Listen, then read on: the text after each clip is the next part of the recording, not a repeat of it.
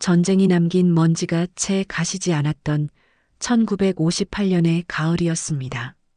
강원도 어느 깊은 골짜기 굽이굽이 흐르는 개울물을 따라 올라가다 보면 낡은 지붕을 얹은 물레방앗간 하나가 오롯이 서 있었습니다.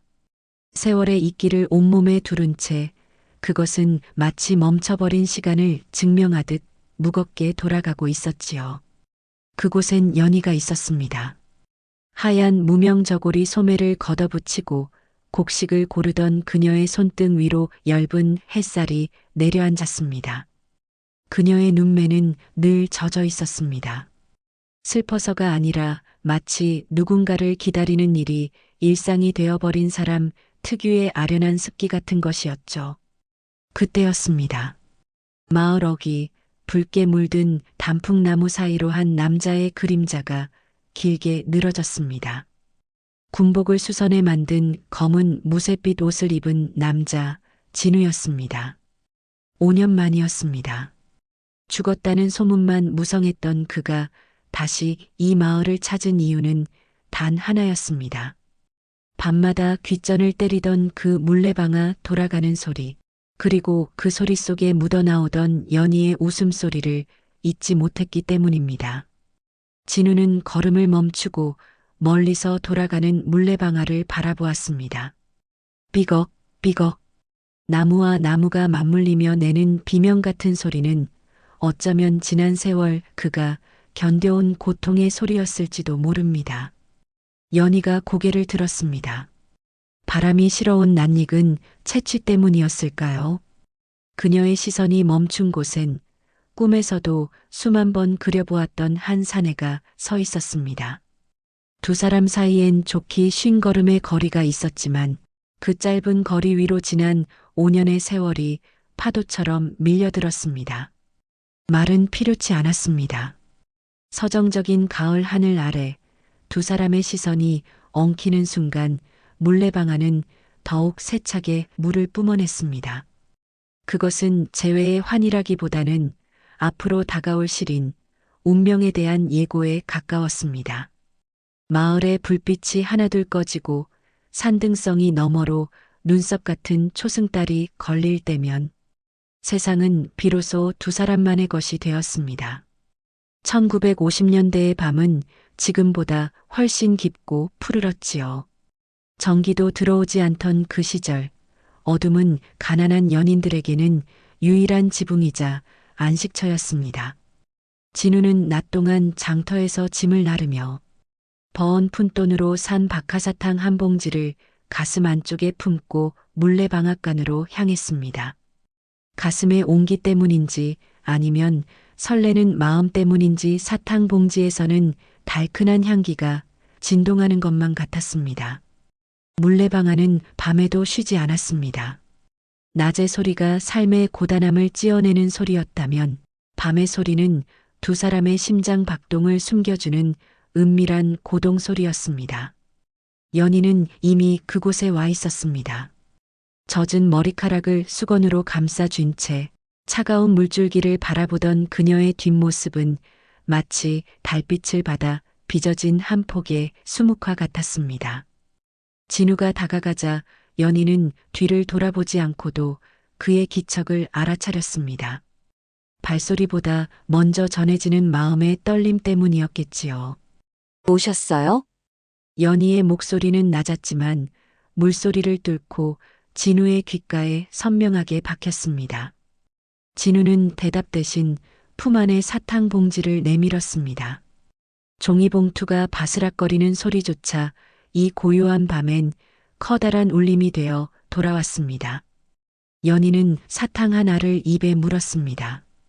싸늘하면서도 달콤한 그 맛이 마치 그들의 처지와도 닮았다고 생각하며 그녀는 처음으로 진우의 어깨에 살며시 고개를 기댔습니다. 그때부터였습니다. 두 사람의 대화는 입술이 아닌 마음으로 이어졌습니다. 진우는 전쟁터에서 겪었던 그 참혹했던 추위와 죽음의 문턱에서 자신을 살려낸 것이 연희가 건네주었던 무명 손수건 한 장이었다는 사실을 차마 말하지 못했습니다. 그저 그녀의 거칠어진 손마디를 가만히 어루만질 뿐이었죠. 연희 역시 말하지 않았습니다. 그가 떠난 뒤 마을 사람들의 수군거림과 빚더미에 앉은 집안을 살리기 위해 지주집 시바지로 들어갈 뻔했던 그 끔찍했던 밤들을요.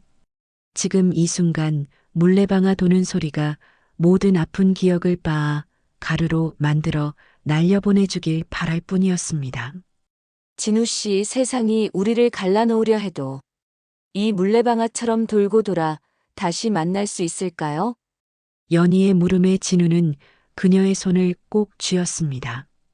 그의 손은 투박하고 굳은 살이 박여 있었지만 그 어느 비단보다 따뜻했습니다.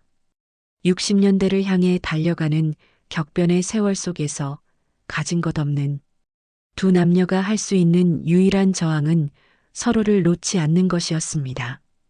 밤이 깊어갈수록 물레방앗간 주위론 물안개가 자욱하게 피어올랐습니다.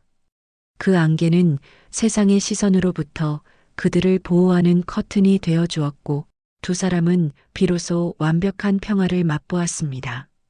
비록 내일 아침이면 다시 고된 현실이 기다리고 있을지라도 오늘 밤만큼은 달빛 아래 젖은 나무 냄새와 서로의 숨결만이 우주의 전부였습니다. 평화는 언제나 폭풍 전의 고요함처럼 짧았습니다. 물레방아가 돌며 내는 규칙적인 소음 뒤로 불길한 그림자가 드리우기 시작한 것은 그의 늦가을 서리가 내려앉던 새벽이었습니다. 마을 지주이자 권력의 정점에 있던 구서장의 아들 광식. 그는 전쟁통에 목숨을 부지하며 쌓은 부와 권력을 마치 훈장처럼 휘두르는 사내였습니다. 그런 그의 눈에 물레방앗간의 연희는 정복해야 할 산이었고 돌아온 진우는 눈의 가시 같은 존재였습니다. 광식은 동네 장정들을 거느리고 물레방앗간을 찾았습니다. 고고하게 돌아가는 물레방아를 보며 그는 비릿한 웃음을 지었습니다. 이까진 낡은 나무 바퀴가 뭐라고 이 마을의 물줄기를 다 잡아먹고 있나? 그의 말 한마디는 곧 법이었고 그가 내뱉은 담배 연기는 연희와 진우의 희망을 흐리게 만들었습니다. 광식은 연희의 집안이 진 빚을 구실로 그녀를 압박하기 시작했습니다. 흉년이 들어 쌀 한 톨이 귀하던 시절 지주의 고간 열쇠는 곧 생사여 탈건이었습니다. 진우는 분노로 주먹을 쥐었지만 그가 할 수 있는 일은 장터에서 뼈가 바스러지도록 짐을 나르는 것뿐이었습니다. 진우야, 내가 아무리 발버둥 쳐봐야 너는 전쟁터에서 굴러먹던 이름 없는 군인일 뿐이야. 연희가 먹을 이 하얀 쌀밥 내가 줄 수 있을 것 같으냐? 광식의 조롱은 진우의 가슴에 대못처럼 박혔습니다. 진우는 밤새 물레방앗간 옆 바위에 앉아 흐르는 강물을 바라보았습니다. 강물은 대답이 없었고 물레방아만 묵묵히 제 몸을 깎아가며 돌고 있었습니다.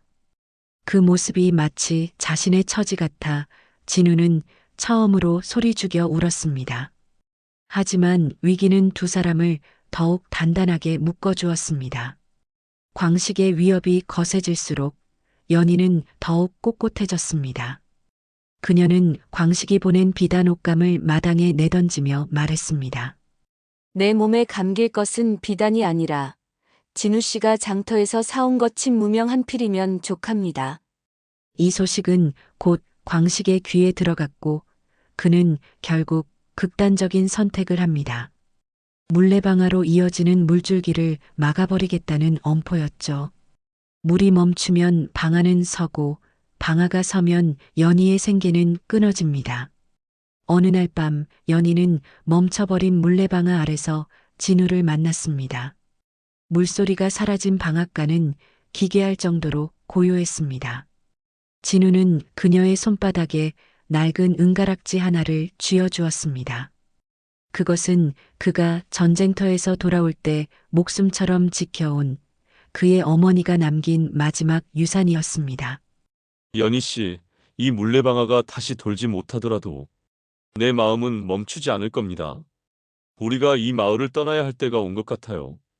떠남을 결심한 두 사람의 눈 위로 그의 첫눈이 내려앉았습니다.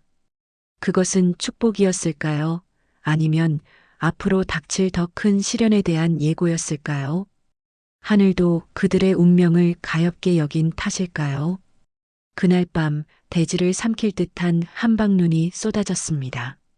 진우와 연희는 각자의 짐 보따리 하나만을 등에 진 채 마을 뒷산 오솔길로 향했습니다. 광식의 무리가 횃불을 들고 마을 어귀를 샅샅이 뒤지는 사이 두 사람은 발자국을 지워주는 눈의 품속으로 숨어들었습니다. 연희 씨, 조금만 더 힘을 내요. 저 고개만 넘으면 기차역입니다. 진우의 숨결은 하얀 안개가 되어 흩어졌고 연희의 버선발은 이미 감각을 잃은 지 오래였습니다. 하지만 그들은 멈출 수 없었습니다. 등 뒤에서 들려오는 개 짖는 소리와 광식의 고함은 마치 지옥의 사자들처럼 그들을 뒤쫓았습니다. 그때였습니다. 낭떠러지 끝에서 길을 잃은 두 사람 앞에 낡은 달구지를 끈 노인이 나타났습니다. 마을에서 벙어리라 손가락질 받던 칠복 영감이었습니다. 그는 아무 말 없이 집더미 아래 공간을 가리켰습니다. 두 사람이 숨어들자마자 광식의 무리가 들이닥쳤지만 영감은 그저 허허로운 웃음으로 그들을 따돌렸습니다. 보잘것없는 이의 침묵이 두 생명을 구한 순간이었습니다.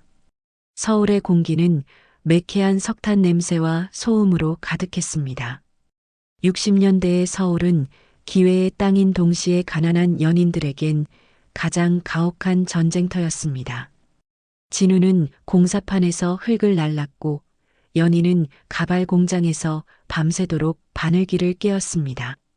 단칸방 창문 너머로 보이는 것은 밤하늘의 별이 아니라 이웃집 담벼락뿐이었지만 그들은 행복했습니다. 좁은 방 안에서 서로의 갈라진 손등에 구리스를 발라주며 두 사람은 고향의 물레방아 소리를 추억했습니다. 진우 씨, 언젠가 우리 돈 많이 벌면 그 물레방앗간 우리가 다시 살까요? 연희의 물음에 진우는 대답 대신 그녀의 어깨를 감싸 안았습니다. 비록 지금은 차가운 시멘트 벽에 갇혀 있지만 그들의 마음속엔 여전히 맑은 개울물이 흐르고 있었습니다. 세월은 그렇게 고단함 속에 자부심을 심으며 흘러갔습니다. 강산이 3번이나 변한 1990년대의 어느 가을날, 이제는 머리가 하얗게 센 노부부가 된 두 사람이 다시 그 마을을 찾았습니다. 지주도 광식도 그들을 괴롭히던 가난도 이제는 역사의 뒤안길로 사라진 뒤였습니다. 마을 어귀에 서자 이제는 관광 명소가 되어버린 새단장한 물레방아가 보였습니다. 예전에 그 투박한 맛은 사라졌지만 물을 차고 도는 그 힘찬 소리만은 여전했습니다.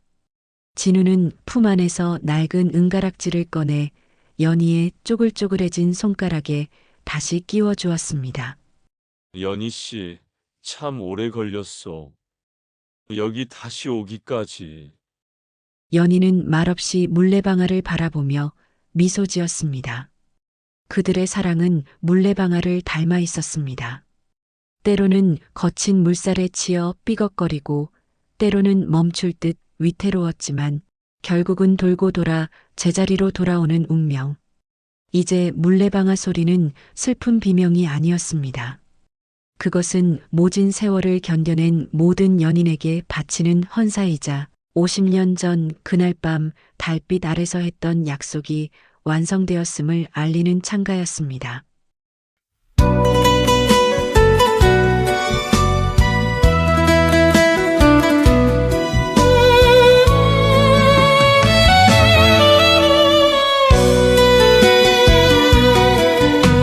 빙글빙글 돌아가는 저 물레방아는 멈출 줄도 모르고 세월만 싣고 가네. 니마 소식 없는 내 사랑 니마 강물 따라 흘러간 건 당신 마음이 바보였나. 돌아라 돌아라 몰래야 돌아라. 맺힌 안을 다시 써내고 돌아라. 돌아온다 약속했던 그 밤의 그 맹세. 물레방아 돌 때마다 눈물로 맺히네.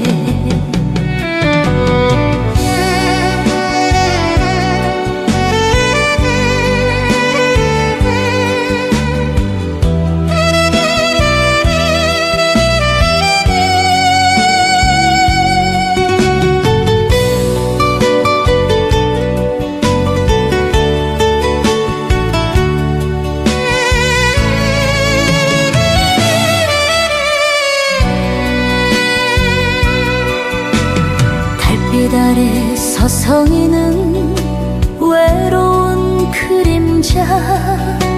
찬바람에 흩어지는 무심한 저구름아. 오늘도 변함없이 물레는 도는데 기다림에 지친 가슴 어이 달래나. 돌아라 돌아라 몰래야 돌아라. 맺힌 안을 다시 써내고 돌아라. 돌아온다 약속했던 그 밤의 그 맹세. 물레방아 돌 때마다 눈물로 맺히네. 물레야 돌아라. 내니 몰 때까지.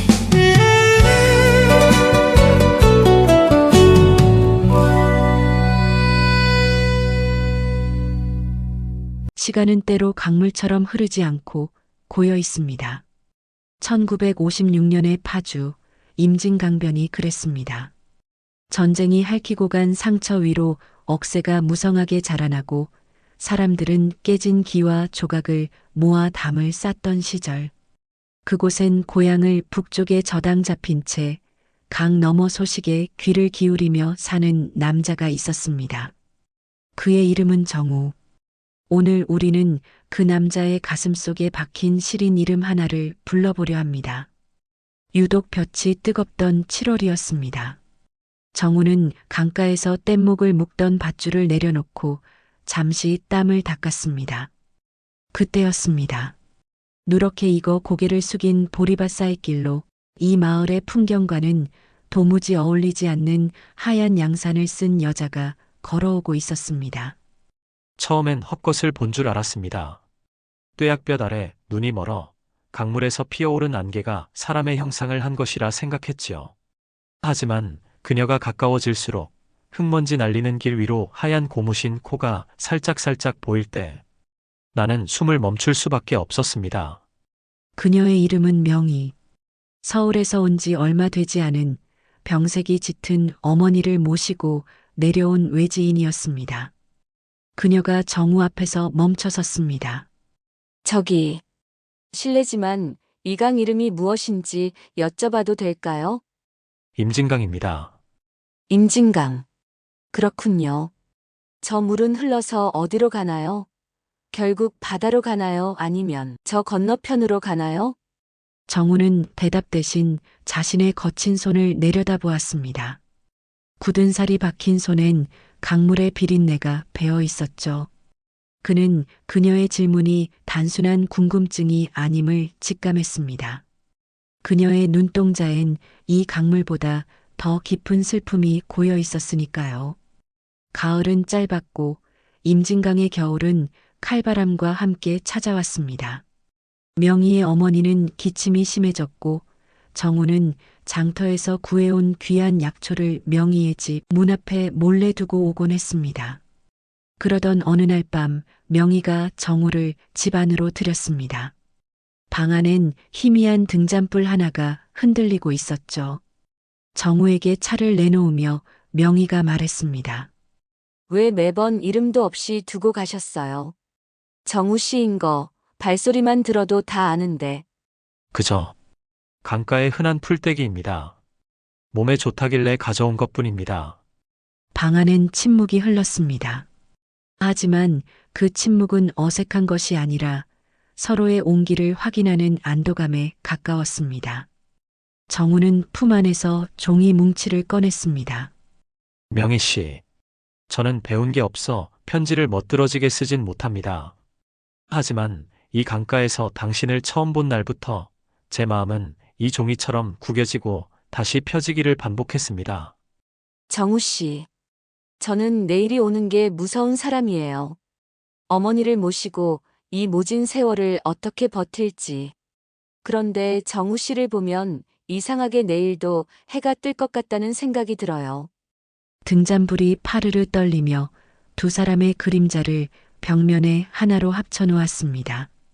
정우는 조심스럽게 명희의 차가운 손을 감싸쥐었습니다. 그것은 1950년대 그 가난하고 척박했던 시절에 나눌 수 있는 가장 뜨거운 맹세였습니다. 여러분은 기억하십니까? 손가락 하나 거는 것조차 조심스러웠던 그 시절의 무게를. 지금처럼 사랑이라는 말이 흔하지 않던 때 사람들은 밥은 먹었느냐거나 밤길 조심해라라는 말로 사랑을 대신했습니다.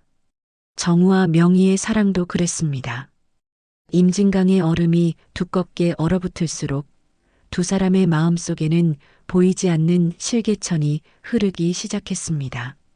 하지만 시대는 이들의 소박한 행복을 가만히 두지 않았습니다. 1960년이라는 거대한 파도가 저 멀리서 밀려오고 있었으니까요. 1960년의 봄은 잔인했습니다. 4월의 함성이 전국을 뒤덮고 세상이 뒤집히는 소리로 요란할 때 파주의 작은 마을엔 다른 의미의 절망이 찾아왔습니다. 명희의 어머니가 끝내 눈을 감으신 겁니다. 기댈 곳 하나 없던 명희에게 서울의 먼 친척이 일자리를 제안했고 그것은 선택이 아닌 생존을 위한 강요였습니다. 꼭 가야만 합니까? 내가 어떻게든 뗏목이를 늘려서라도. 정우 씨, 여기서 제가 할 수 있는 게 없어요. 어머니 약값으로 진 빚도 갚아야 하고 무엇보다 이곳에 있으면 자꾸 강 너머만 보게 돼요. 당신처럼 저 강물에 갇혀버릴까봐 겁이 나요. 정우는 아무 말도 할 수 없었습니다. 실향민인 자신에게 임진강은 고향으로 가는 유일한 길이었지만 명희에게 이 강은 슬픔이 고이는 늪이었음을 깨달았기 때문입니다. 떠나는 날 임진강역 플랫폼에는 매캐한 석탄 연기가 가득했습니다. 정우는 명희의 손에 낡은 손수건을 쥐어주며 이건 우리 어머니가 남기신 겁니다. 서울 가서 너무 힘들 때 이 냄새라도 맡으세요. 비린내가 좀 날 겁니다. 강가에서 산 놈이라. 기다리지 마세요. 하지만 잊지도 마세요. 제가 꼭 다시 올게요. 기차가 비명을 지르며 움직이기 시작했습니다. 정우는 기차가 보이지 않을 때까지 녹슨 철길 위를 달리고 또 달렸습니다. 60년대의 이별은 그런 것이었습니다. 전화 한 통 할 수 없고 편지 한 장 닫는데 며칠이 걸리는 그야말로 생의 절반을 떼어주는 일이었죠. 서울은 거대한 괴물 같았습니다. 명희가 도착한 구로공단은 쉴 새 없이 돌아가는 재봉틀 소리와 먼지로 가득했습니다. 16시간을 꼬박 앉아 미싱을 돌리고 나면 손가락은 퉁퉁 붓고 눈앞은 침침해졌죠. 그럴 때마다 명희는 창밖의 검은 하늘을 보며 임진강의 달빛을 떠올렸습니다. 정우 씨, 서울의 밤은 너무 밝아서 오히려 별이 보이지 않아요. 이곳 사람들은 앞만 보고 달려가느라 옆 사람의 슬픔을 물어볼 여유조차 없네요. 당신이 준 손수건에서는 아직도 강물 냄새가 나요. 그 냄새가 내 숨통을 틔워줍니다. 같은 시각 파주의 정우는 낮에는 강의를 하고 밤에는 건설 현장에서 막노동을 하며 돈을 모았습니다.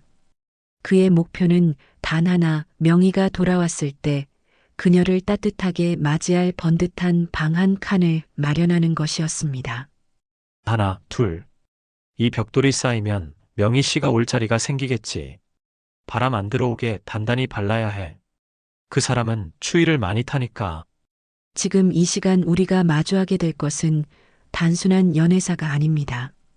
그것은 한국 현대사의 가장 아픈 매듭들을 온몸으로 통과해낸 우리 부모님들의 초상화입니다.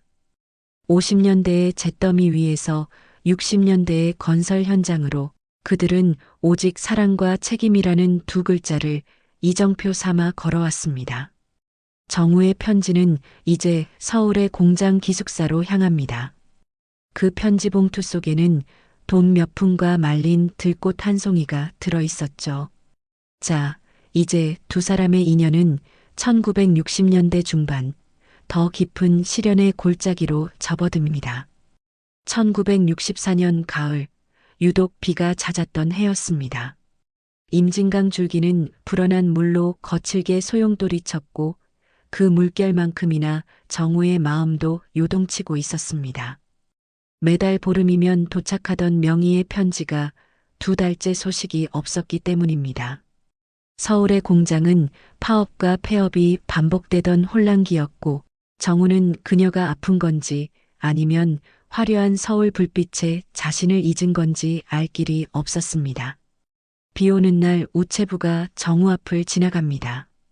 박서방, 오늘도 없소? 서울 미아리에서 오는 편지 말이요. 에이, 정우씨. 요즘 서울이 난리 나잖아요.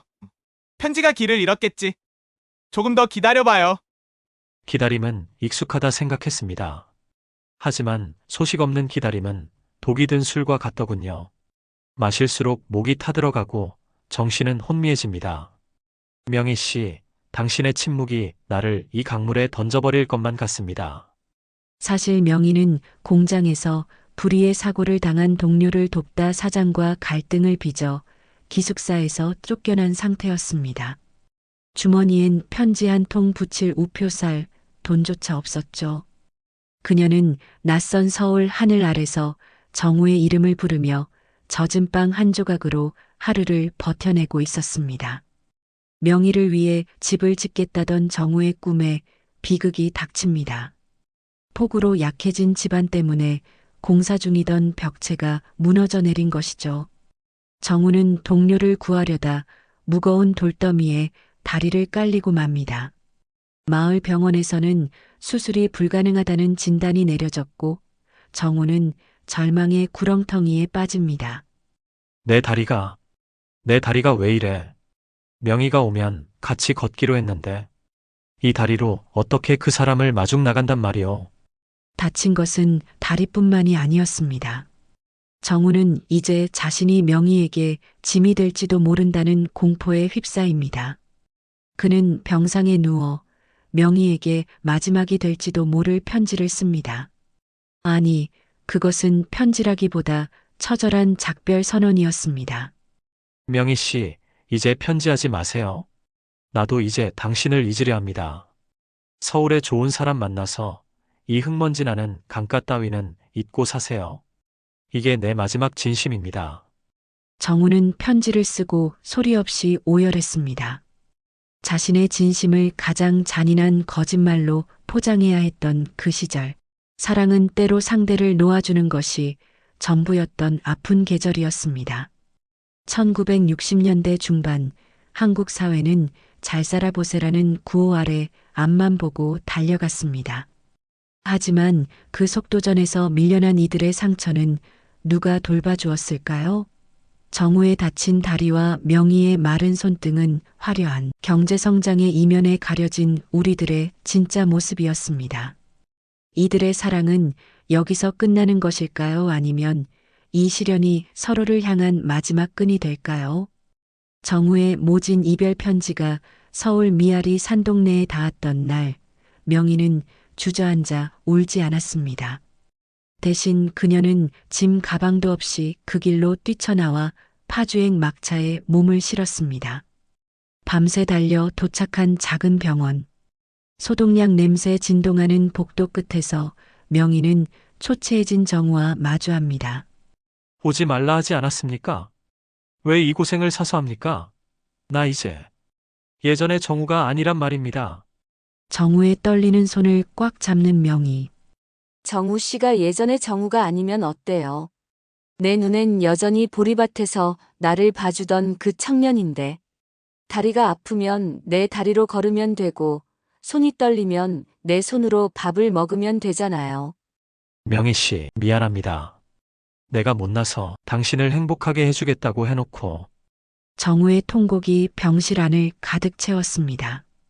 60년대의 사랑은 화려한 보석이나 약속으로 증명되는 것이 아니었습니다.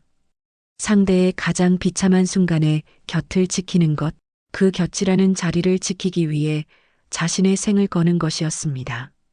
명희는 정우의 가슴에 얼굴을 묻고 다짐했습니다. 다시는 이 손을 놓지 않겠다고.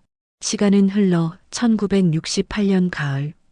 정우는 명희의 지극정성 어린 간호 덕분에 지팡이를 짚고 남아 걸을 수 있게 되었습니다. 두 사람은 정우가 다치기 전 공사하던 그 자리에 작지만 단단한 흙집을 직접 짓기 시작했습니다. 서울의 높은 빌딩처럼 화려하진 않지만 창문을 열면 임진강이 한눈에 들어오는 그런 집이었죠. 마당에 고추를 널고 있는 명희가 정우에게 말합니다. 정우 씨, 저 강물 좀 봐요. 올해는 유난히 반짝이네요. 꼭 우리 처음 만났던 그의 여름처럼요. 지팡이에 몸을 기대고 웃고 있는 정우가 말합니다. 그러게 말이요. 저 강물은 지치지도 않고 흐르는데 우리는 참 멀리도 돌아왔구려. 그래도 명희 씨, 내 저 강물에 대고 맹세할 건데 이제 당신 눈에서 눈물 나게 하는 일은 없을 거요. 마당가에는 명희가 서울에서 가져온 꽃씨들이 뿌리를 내렸습니다. 50년대의 굶주림과 60년대의 고된 노동을 견뎌낸 두 사람에게 임진강은 더 이상 슬픈 단절의 강이 아니었습니다. 그것은 매일 아침 서로의 안부를 묻는 생명의 강이었고 두 사람의 역사가 기록되는 거대한 일기장이었습니다. 1960년대의 마지막 겨울이 찾아왔습니다. 세상은 아폴로 11호의 달 착륙 소식으로 떠들썩했고 현대적인 고층 건물들이 도시의 스카이라인을 바꾸고 있었죠. 하지만 임진강변의 작은 흙집은 여전히 등잔불 대신 들어온 희미한 알전구 하나의 의지에 겨울을 나고 있었습니다. 그리고 그의 겨울, 두 사람에게 세상 무엇보다 귀한 선물이 찾아옵니다. 두꺼운 솜니불 속에서 숨을 고르는 명희가 정우에게 말합니다. 정우 씨, 아기 울음소리가 들려요. 우리 아기 강물 소리를 닮았나요? 감격에 젖어 아이를 품에 안는 정우. 명희 씨, 고생 많았소. 아기가 당신을 닮아 눈망울이 참 맑구려. 이 아이의 이름은 강이라 지읍시다.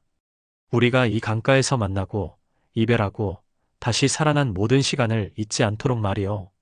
정우는 뭉툭해진 손가락으로 아기의 작은 손을 만져봅니다.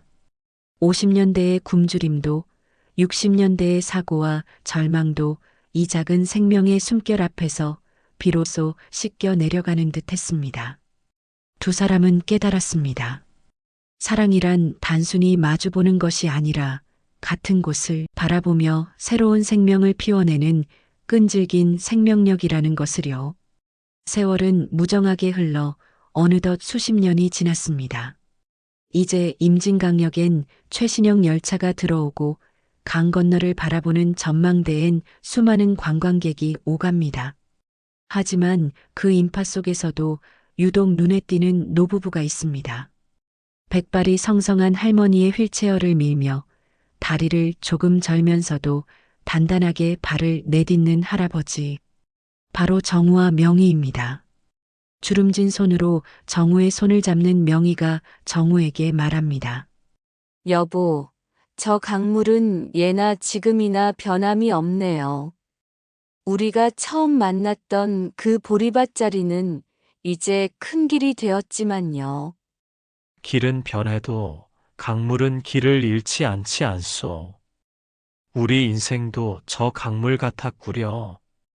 굽이굽이 돌고 돌아 결국엔 이렇게 평온하게 흐르고 있으니 말이요. 정우는 주머니에서 낡고해진 손수건 한 장을 꺼내 명희의 무릎 위에 놓아줍니다. 수십 년 전 임진강역 플랫폼에서 건넸던 그 어머니의 유품입니다. 이제 비린내는 사라지고 세월의 향기만 남은 그 천조각 위로 두 사람의 주름진 손이 겹쳐집니다. 긴 시간 동안 우리는 1950년대와 60년대를 관통하며 정우와 명희의 삶을 엿보았습니다. 누군가는 말합니다. 그 시절은 그저 배고프고 가난했던 암흑기였다고. 하지만 우리가 본 것은 그 어둠 속에서도 등불처럼 반짝였던 인간의 의지와 사랑이었습니다. 임진강은 오늘도 말없이 흐릅니다. 누군가의 이별을 실어 나르고 누군가의 재회를 축복하며 또 누군가의 간절한 기도를 바다로 데려가겠지요. 여러분의 가슴 속에 흐르는 임진강은 지금 어떤 빛깔인가요? 혹시 잊고 지냈던 소중한 사람의 손을 다시 잡고 싶어지지는 않으셨나요? 지금까지 임진강 연가를 경청해 주셔서 감사합니다. 당신의 삶 또한 비바람을 견디고 결국 바다에 닿는 저 강물처럼 숭고하고 아름답기를 바랍니다. 안녕히 계십시오. 감동의 노래 임진강 연가로 마무리하겠습니다.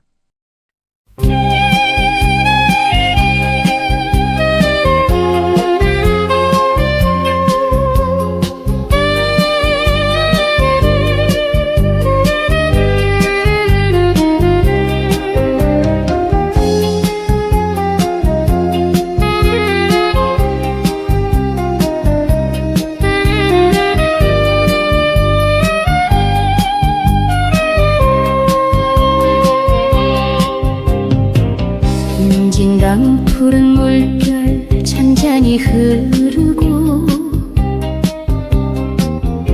저 물역 강변에 홀로 서 있네. 임실은 배는 떠나간 지 오래.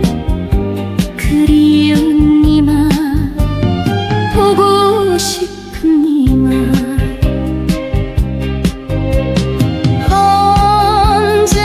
다시 만날까. 강 건너 아득한 저편에 님 계신 곳인가 아련히 바라보네. 물 한 개 피어오르는 강물 위로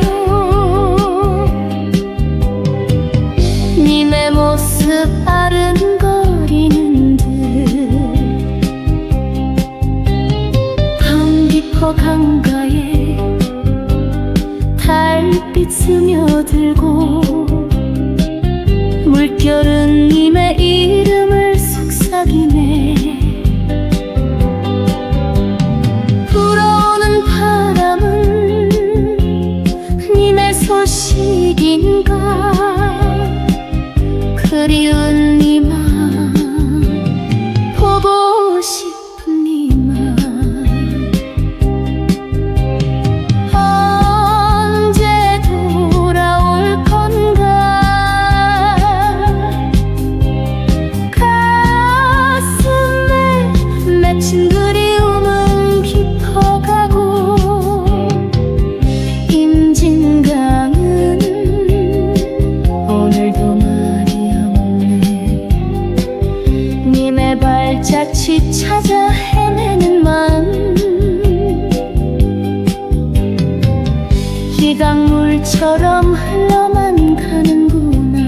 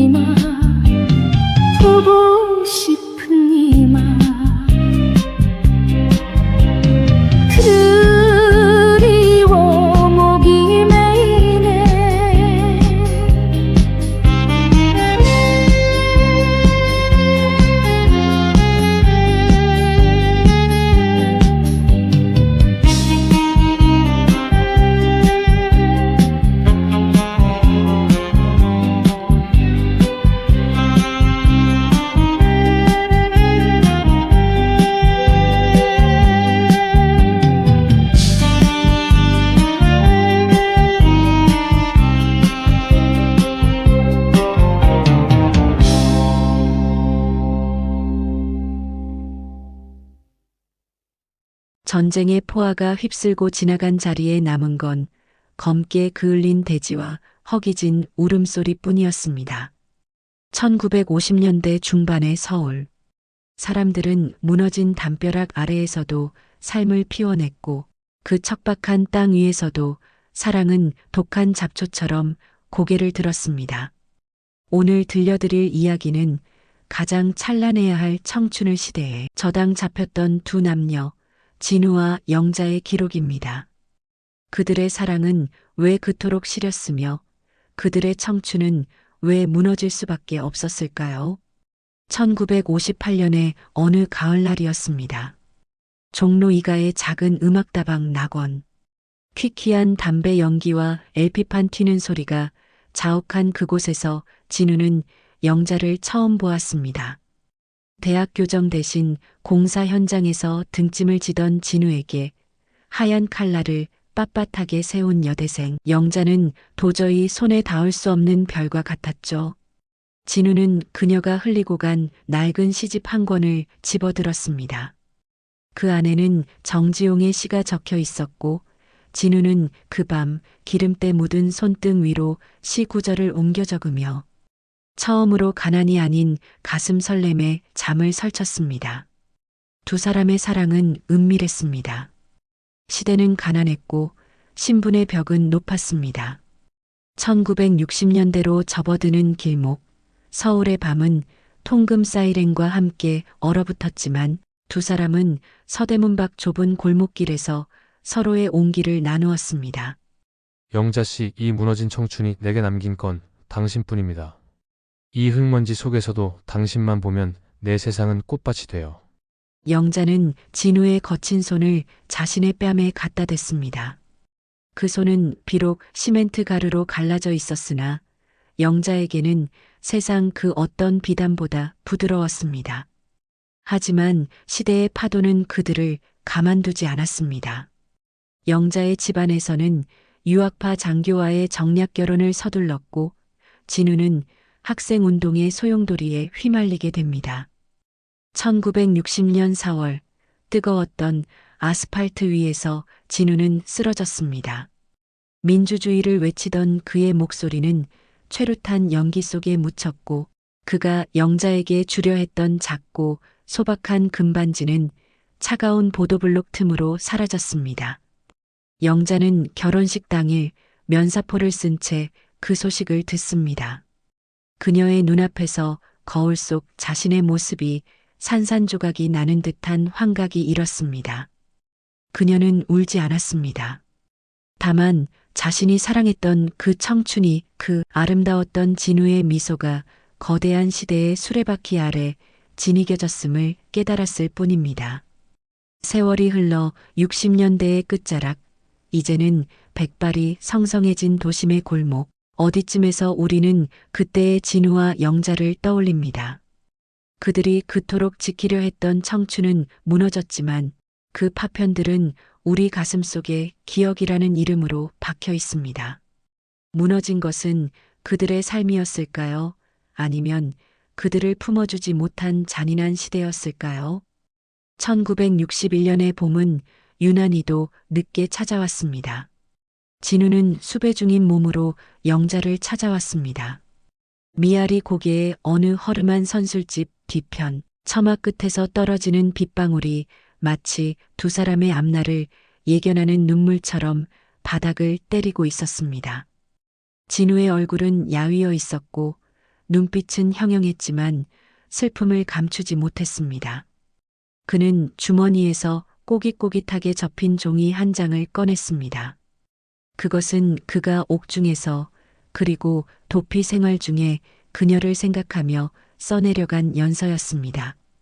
영자 씨, 나를 기다리지 마세요. 내 청춘은 이미 길 위에서 무너졌고 내일이 어디로 흘러갈지 나조차 알 수가 없습니다.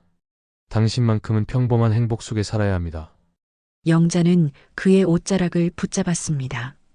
손끝이 하얗게 질릴 정도로 힘을 주었지만 진우의 몸은 이미 환영처럼 흐릿했습니다. 영자는 알고 있었습니다. 이것이 마지막이라는 것을. 그녀는 입술을 깨물며 자신의 목에 걸려 있던 은목걸이를 풀어 진우의 손바닥에 쥐어주었습니다. 그것은 그녀가 가진 유일한 유산이자 심장이었습니다. 무너진 건 당신의 청춘이 아니라 우리를 갈라놓은 이 세상이에요. 당신이 어디에 있든 내 마음은 항상 그 무너진 담벼락 아래 당신과 함께 있을 거예요. 시간은 무심하게 흘러 1965년. 서울은 재건이라는 이름 아래 빠르게 변해가고 있었습니다. 전후의 상흔을 지우려는 듯 화려한 간판들이 들어섰고 사람들은 더 이상 어제의 슬픔을 말하지 않았습니다. 영자는 이제 한 아이의 어머니이자 누군가의 아내가 되어 있었습니다. 하지만 그녀의 눈동자는 늘 무언가를 잃어버린 사람처럼 공허했지요. 그러던 어느 날 종로 화신백화점 앞 인파 속에서 그녀는 낯익은 뒷모습을 발견합니다. 군용 점퍼를 걸치고 한쪽 다리를 약간 저는 사내. 그토록 그리워하던 진우였습니다. 영자의 심장은 멈춘 듯 했습니다. 진우 씨라고 부르려던 목소리는 목구멍에서 뜨거운 덩어리가 되어 걸렸습니다. 하지만 진우의 곁에는 이미 그를 부축하는 다른 여인이 있었습니다. 전쟁통에 가족을 잃고 그를 보살펴 주었던 진우와 닮은 상처를 가진 여인이었죠. 영자는 걸음을 멈췄습니다. 두 사람 사이를 가로지르는 수많은 행인과 자동차들이 거대한 강물처럼 느껴졌습니다. 진우는 고개를 돌려 잠시 영자가 서 있는 쪽을 바라보았습니다. 하지만 그는 그녀를 알아보지 못한 듯 혹은 알아보고도 차마 마주할 수 없는 듯 다시 고개를 숙이고 인파 속으로 사라졌습니다. 그 순간 영자는 깨달았습니다. 그들의 청춘은 돌아오지 않는 것이 아니라 서로를 위해 가슴속 깊은 곳에 묻어두어야만 하는 지독한 유물이 되었다는 것을요. 진우와 영자는 각자의 삶이라는 궤도를 돌기 시작합니다. 진우는 공장 노동자로, 영자는 평범한 가정주부로 살아가지만 비가 오는 날이면 두 사람은 같은 기억을 공유합니다. 그것은 1950년대 그 추웠던 겨울, 군고구마 하나를 나누어 먹으며 살아남아서 다행이다라고 속삭이던 그 작은 골목의 공기입니다. 청춘은 무너져 내렸지만 그 잔해 속에서 그들은 삶을 지탱할 힘을 얻었습니다. 사랑은 소유하는 것이 아니라 무너진 삶을 다시 일으켜 세우는 마지막 보루임을 그들은 온몸으로 증명하고 있었습니다. 1966년 서울은 거대한 공사장과 같았습니다. 진우는 이제 수배자 신분을 벗었지만 그에게 남은 것은 아무것도 없었습니다. 그는 구로동의 어느 섬유 공장에서 기계 굴리는 소리에 귀가 먹먹해진 채 하루를 보냈습니다. 먼지 섞인 공기는 그의 폐를 갉아먹었고 고된 노동은 그의 꼿꼿했던 자존심마저 무너뜨리고 있었습니다. 반면 영자의 삶은 겉으로 보기에 평온했습니다. 고위 공무원의 아내로서 남산 기슭의 양옥집에 머물며 그녀는 매일 아침 수입 커피를 마시고 고급 전차를 탔습니다. 하지만 그녀의 가슴 안쪽에는 진우라는 이름의 거대한 구멍이 뚫려 있었고 그 구멍으로 찬 바람이 끊임없이 새어 들어왔습니다. 어느 비 오는 토요일 오후였습니다. 영자는 남편의 심부름으로 우연히 구로동 공장지대를 지나게 됩니다. 그리고 그곳에서 흙탕물을 뒤집어 쓴 채 무거운 원단 뭉치를 옮기던 진우와 정면으로 마주칩니다. 진우는 멈춰섰습니다. 영자의 눈에 비친 자신의 모습이 얼마나 비참할지 그는 본능적으로 느꼈습니다. 영자는 떨리는 손으로 손가방에서 손수건을 꺼냈지만 진우는 차가운 눈빛으로 그녀를 밀쳐냈습니다. 오지 마십시오. 당신이 서 있는 그 비단길과 내가 걷는 이 진흙탕은 애초에 만날 수 없는 길입니다. 당신의 연민은 나에게 칼날보다 날카롭습니다. 영자는 말문이 막혔습니다. 도와주고 싶다는 순수한 선의는 진우의 무너진 자존심 앞에서 모멸로 변질되었습니다. 진우에게 영자의 안락한 삶은 자신과 동료들의 고열로 쌓아 올린 성벽처럼 보였기 때문입니다. 사랑이 증오로 변하는 것은 찰나였습니다. 시대의 불평등이 두 사람의 심장 사이에 거대한 철조망을 쳤습니다. 갈등은 비극적인 사건으로 번집니다. 진우가 일하던 공장에서 노동자들의 처우 개선을 위한 소규모 시위가 일어났고 진우가 주동자로 몰리게 된 것입니다. 공교롭게도 이 사건을 지휘하게 된 인물은 영자의 남편이었습니다. 영자는 남편의 서재에서 진우의 이름이 적힌 검거 명단을 발견합니다. 그녀는 미친 듯이 진우를 찾아가 도망치라고 울부짖지만 진우는 오히려 차갑게 웃습니다. 영자 씨, 당신 남편에게 가서 전하십시오. 내 청춘을 무너뜨린 건 당신들이지만 내 영혼까지 무너뜨릴 수는 없다고. 결국 진우는 그날 밤 연행되었습니다. 영자는 남편의 발치를 붙잡고 애원했지만 돌아온 것은 차가운 외면뿐이었습니다. 며칠 뒤 진우는 행방불명 처리되었습니다. 기록상으로는 탈주였으나 사람들은 그가 서대문 형무소의 차가운 벽 너머 어디론가 사라졌음을 짐작할 뿐이었습니다. 다시 가을이 왔습니다.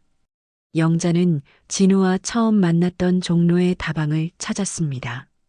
하지만 다방은 이미 헐리고 그 자리에는 현대식 빌딩이 들어서고 있었습니다. 그녀는 깨달았습니다. 이제 그녀가 할 수 있는 것은 아무것도 없다는 것을. 사랑했던 남자는 사라졌고 그와 함께했던 청춘의 기억조차 공사장의 먼지 속으로 흩어지고 있었습니다. 그녀는 무너진 건물 잔해 위에 앉아 처음으로 소리 죽여 울었습니다. 60년대의 화려한 불빛 뒤로 한 시대의 사랑이 그렇게 저물어가고 있었습니다. 시간은 잔인할 만큼 공평하게 흘러갔습니다.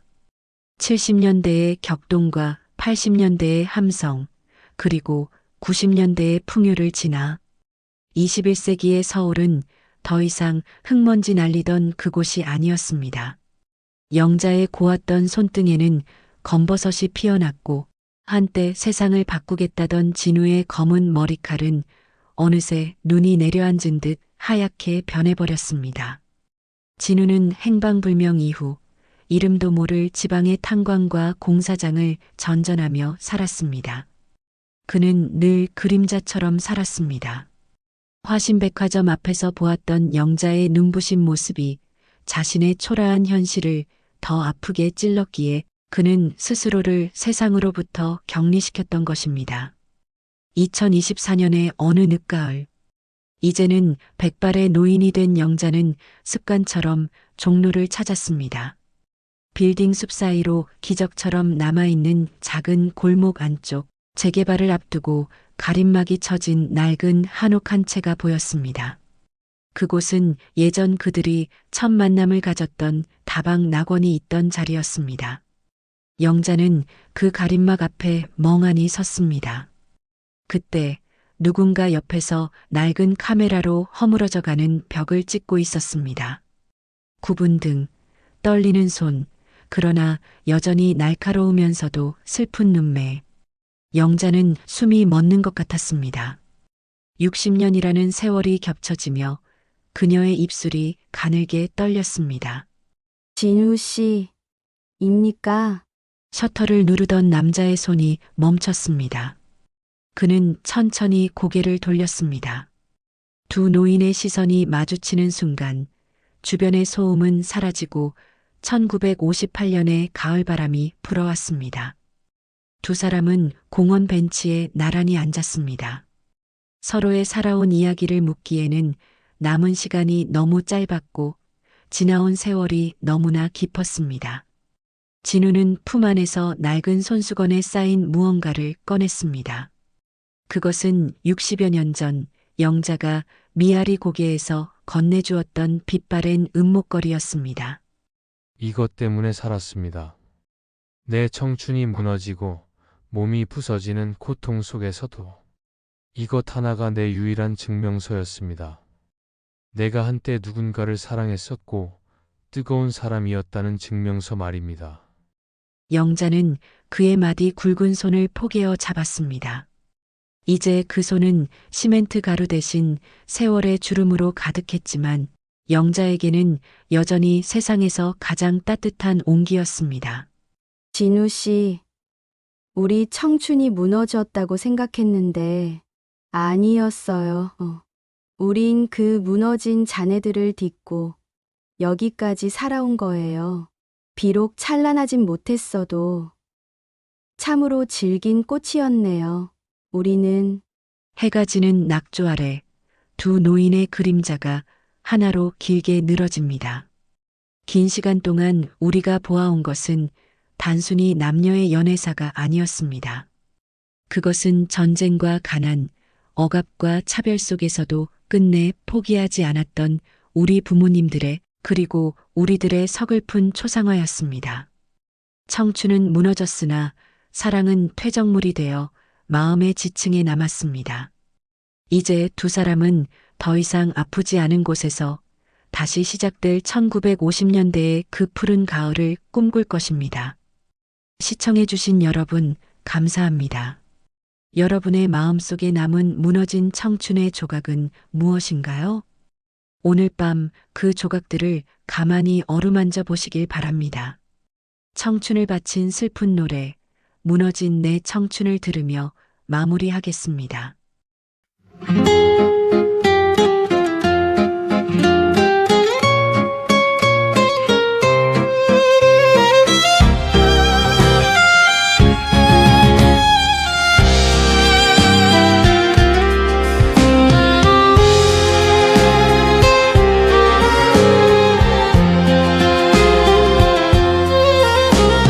꽃 피던 봄날처럼 속삭이던 사랑의 말 영원이라 믿었던 그 거짓에 속아버렸나 수없이 되뇌이던 행복하자는 그 맹세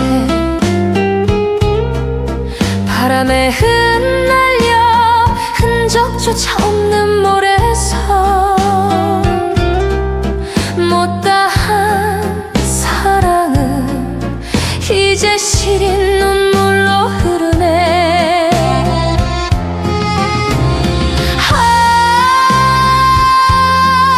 찢어진 내 사랑아 다시 못 올 추억이여 못 잊을 니만 보고 싶은 니만 되돌릴 수 없는 시간만 자꾸 약속해 멍든 가슴에 지는 달처럼 새빨갛게 타오르다 채만 남았네 약속한 사랑아 무너진 내 청춘아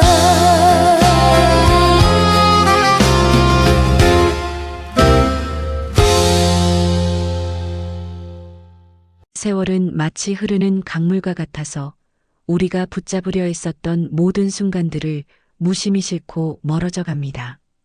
어떤 기억은 맑은 물결처럼 투명하게 반짝이고 또 어떤 기억은 깊은 소용돌이처럼 가슴을 아리게 하죠. 오늘 여러분께 들려드릴 이야기는 이제는 백발이 성성한 한 노인이 물안개 피어나는 강변에 홀로 서서 나지막이 부르는 이름, 그리고 그 이름 뒤에 숨겨진 서글프고 아름다웠던 청춘의 기록입니다. 지금으로부터 수십 년 전, 아직 전쟁의 포화가 채 가시지 않았던 1950년대의 어느 끄트머리. 가난했지만 희망을 잃지 않았던, 낭만이 있었지만 아픔 또한 깊었던 그 시절. 경기도의 어느 강촌 마을에는 안개처럼 하얗고 저녁 노을처럼 붉었던 한 남녀의 사랑이 있었습니다. 그들의 사랑은 너무나 순수했고 너무나 연약했으며 그래서 더더욱 오래도록 가슴에 새겨진 못 잊을 사랑으로 남아버렸습니다. 1958년 가을이었습니다. 누런 벼들이 고개를 숙이고 강바람은 갈대숲을 흔들며 아련한 노랫소리를 냈던 계절이었죠. 영철은 군 복무를 마치고 서울의 대학으로 복학하기 전 잠시 고향 마을을 찾았습니다. 징집되어 떠났던 21살의 앳된 얼굴은 이제 세월의 풍파를 조금은 알아버린 23세 건장한 청년이 되어 있었습니다. 등에 맨 무거운 보따리 속에는 낡은 책 몇 권과 어머니께 드릴 비누 한 장이 전부였지만 그의 가슴 속에는 학문에 대한 열망과 미지에 대한 설렘이 가득했습니다. 마을 어귀에 들어서자 흙먼지 날리던 논길과 굽이굽이 이어진 돌담길이 영철을 반겼습니다. 고향의 냄새는 언제나 같았습니다. 소똥 냄새와 볕단 타는 구수한 내음, 그리고 흙냄새가 뒤섞인 정겨운 향기. 영철은 멀리서 보이는 강물을 보며 깊은 숨을 내쉬었습니다. 어린 시절 친구들과 물장구 치며 뛰놀던 그 강물은 여전히 은빛 비늘을 반짝이며 평화롭게 흘러가고 있었습니다. 마치 영철이 겪었던 전쟁의 참상도 서울에서의 고된 훈련도 이 고향 강물만큼은 건드릴 수 없다는 듯 말입니다. 영철은 보찜을 풀기도 전에 강가로 발걸음을 옮겼습니다. 미루나무 숲 사이로 난 오솔길을 따라 걸으니 강변 모래사장이 펼쳐졌습니다. 그곳엔 아무도 없었지만 영철의 눈에는 어린 시절의 웃음소리와 발자국들이 아른거리는 듯 했습니다. 그는 강가에 쪼그리고 앉아 차가운 강물에 손을 담갔습니다. 손끝으로 전해지는 물의 온기는 지난 시간들을 잠시 잊게 할 만큼 차분하고 고요했습니다. 이곳은 아무것도 변하지 않았구나. 그렇게 생각하는 순간 강 건너편에서 작은 쪽배 하나가 조심스럽게 노를 저어오고 있었습니다. 노를 젓는 여인의 모습은 희미했지만 영철은 왠지 모르게 시선을 뗄 수 없었습니다. 쪽배가 강가에 가까워지자 영철은 깜짝 놀랄 수밖에 없었습니다. 노를 젓고 있는 이는 바로 마을 이장님의 딸 수연이었기 때문입니다. 어린 시절 영철의 뒤를 졸졸 따라다니며 오빠, 오빠 하고 부르던 꼬마 수연은 어느새 19살의 어여쁜 아가씨가 되어 있었습니다. 하얀 소매자락을 걷어올린 팔은 햇볕에 살짝 그을려 있었고 젖은 머리카락은 강바람에 흩날렸습니다. 쪽배에서 내린 수연은 영철을 발견하고는 두 눈을 휘둥그레 떴습니다. 영철 오빠, 맞으시죠? 수연의 목소리는 강바람을 타고 와 영철의 귓가에 멎었습니다. 어색함과 반가움이 뒤섞인 미소가 그녀의 얼굴에 번졌습니다. 영철은 한동안 말을 잇지 못했습니다. 어린 시절의 기억 속 앳된 모습과는 사뭇 다른 청초하면서도 어딘가 모르게 깊어진 수연의 모습에 영철은 가슴이 저릿했습니다. 그래, 수연아. 이렇게 다 컸구나. 못 알아볼 뻔했다. 영철의 말에 수연은 살며시 웃었습니다. 그 웃음은 강물에 비친 윤슬보다 더 반짝이는 무언가를 담고 있었습니다. 50년대의 궁핍함도 전쟁의 끔찍한 그림자도 그 눈동자만큼은 더럽히지 못한 듯 했습니다.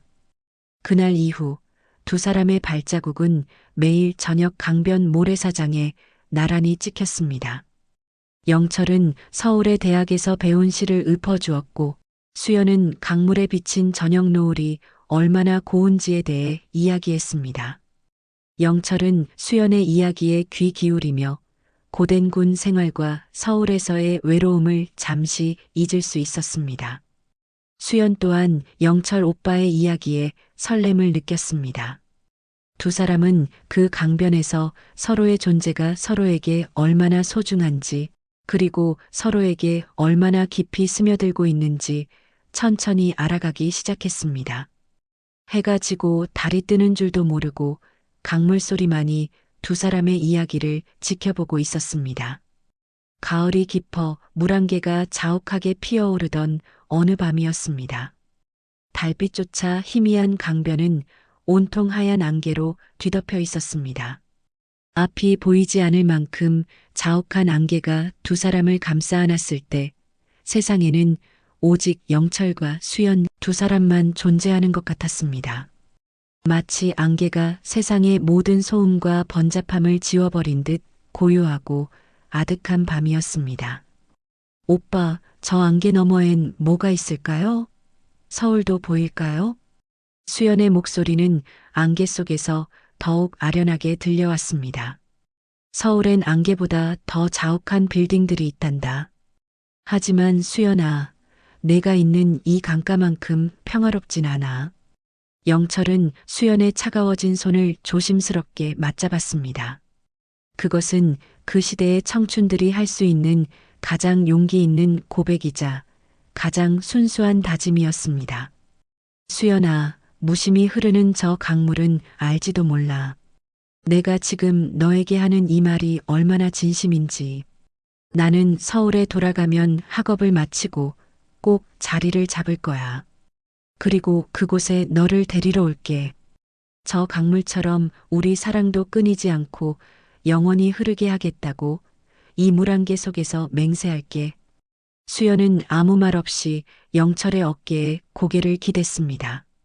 그녀의 가슴 속에는 영철의 따뜻한 손길과 굳건한 맹세가 잔물결처럼 밀려들어 깊은 곳에 새겨지는 듯 했습니다. 맹세란 참으로 달콤하고도 무거워서 그때의 두 사람은 미처 몰랐습니다. 그 맹세가 훗날 가슴을 후벼 파는 잔물결이 되어 돌아올 줄은 말입니다. 안개는 두 사람을 더욱 깊숙이 감쌌고 강물은 말없이 그들의 맹세를 품고 밤새도록 흘러갔습니다. 영철의 복학 날짜가 다가왔습니다. 1959년 초봄, 얼었던 강물이 녹아 흐르며 쩍쩍 소리를 내던 어느 새벽이었습니다. 간이역 대합실의 공기는 차가웠고 영철과 수연의 입가에서는 하얀 입김이 흩어졌습니다. 꼭 편지할게. 편지가 닿지 않는 날엔 내가 내 생각을 하고 있는 줄 알아라. 영철은 낡은 가죽 가방의 끈을 꼭 쥐며 말했습니다. 수연은 대답 대신 고개를 숙였습니다.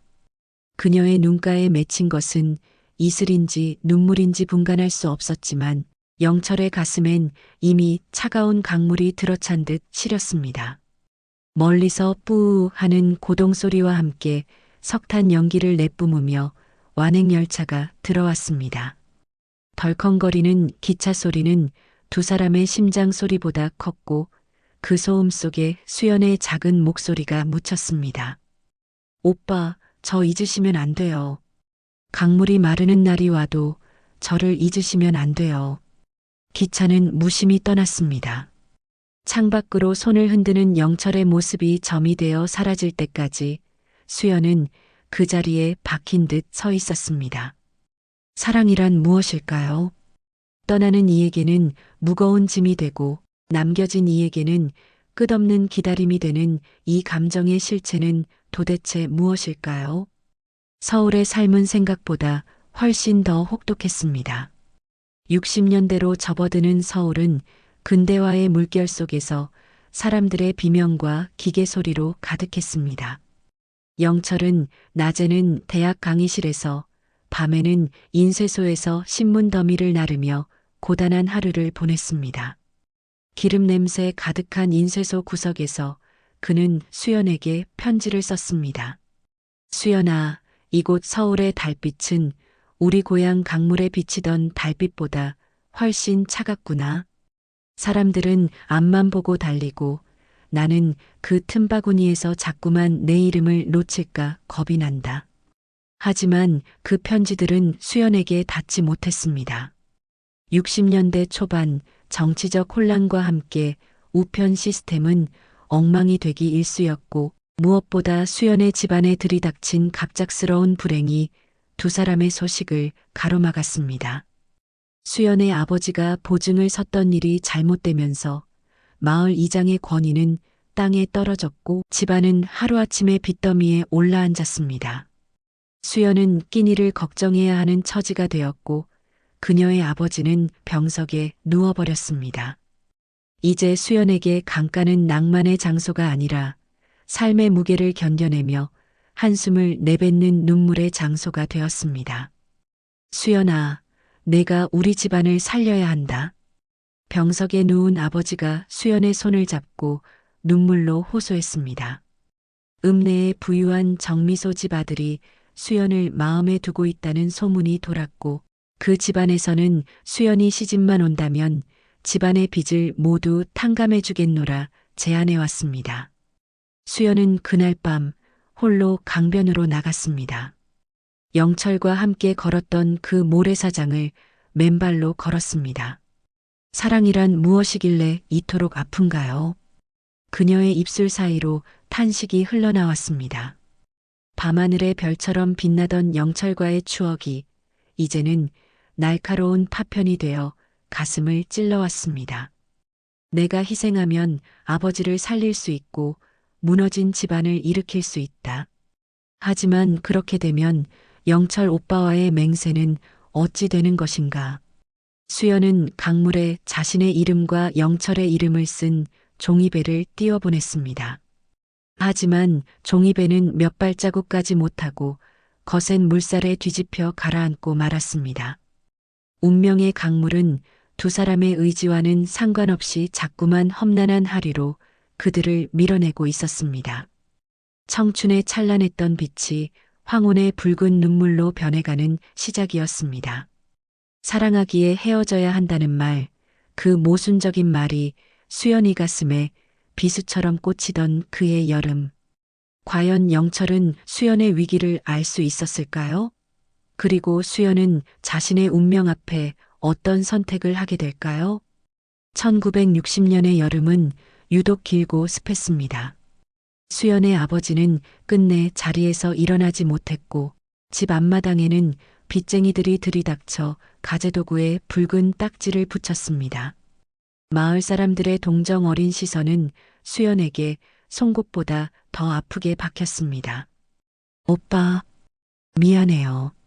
이 맹세 제가 먼저 놓을게요. 수연은 읍내 정미소 집으로의 혼사를 받아들였습니다. 그것은 사랑이 아니라 가족을 살리기 위한 처절한 거래였습니다. 혼례 전날 밤 수연은 영철이 선물했던 낡은 시집을 가슴에 품고 마지막으로 강가에 섰습니다. 여름 장마로 불어난 강물은 예전의 평화롭던 모습이 아니었습니다. 흙탕물이 소용돌이치며 모든 것을 삼킬 듯 사납게 흘러갔죠. 수연은 그 거친 물살 속으로 자신의 청춘과 영철의 이름을 던졌습니다. 사랑이란 게 참 덧없네요. 별처럼 빛나던 추억이 이젠 눈물되어 흐르는 저 강물과 다를 게 없으니 수연의 하얀 고무신 위로 빗물이 튀었습니다. 그녀는 소리내어 울지 않았습니다. 이미 심장이 딱딱하게 굳어버려 눈물조차 흐르지 않았기 때문입니다. 같은 시간 서울의 영철은 기적 같은 소식을 들고 고향행 기차에 올랐습니다. 인쇄소에서 밤새워 일하며 모은 돈과 학교에서 받은 장학금 통장을 손에 꼭 쥐고 말이죠. 이 정도면 수연이네 빚을 갚는데 보탬이 될 거야. 수연아, 조금만 기다려. 영철의 가슴은 희망으로 부풀어 있었습니다. 기차 창밖으로 스쳐 지나가는 풍경들이 모두 수연의 웃음소리처럼 들렸습니다. 하지만 고향역에 내린 그를 맞이한 것은 환영의 꽃다발이 아닌 차가운 빗줄기와 마을 청년의 서글픈 고백이었습니다. 영철이 형, 한 발 늦었어. 수연이 어제 읍내로 시집갔어. 영철의 손에 들려있던 통장이 빗물 젖은 진흙바닥으로 떨어졌습니다. 세상을 다 얻은 것 같던 청년의 꿈이 단 한마디에 산산조각 났습니다. 그는 미친 듯이 강변으로 달려갔습니다. 수연이 시집갔다는 읍내 쪽을 바라보며 소리쳤지만 돌아오는 것은 사나운 물결 소리뿐이었습니다. 수연아, 내가 왔어. 내가 늦지 않으려고 얼마나 달렸는데. 영철은 흙탕물 속에 주저앉아 통곡했습니다. 무심히 흐르는 강물아 아시나요? 아 덧없이간 세월 황혼의 강물아.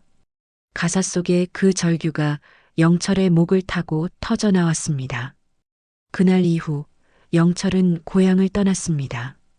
아니, 고향으로부터 도망쳤다는 것이 맞을 겁니다. 그는 서울의 가장 어두운 뒷골목에서 혹은 아무도 모르는 공사판에서 자신을 혹사시켰습니다.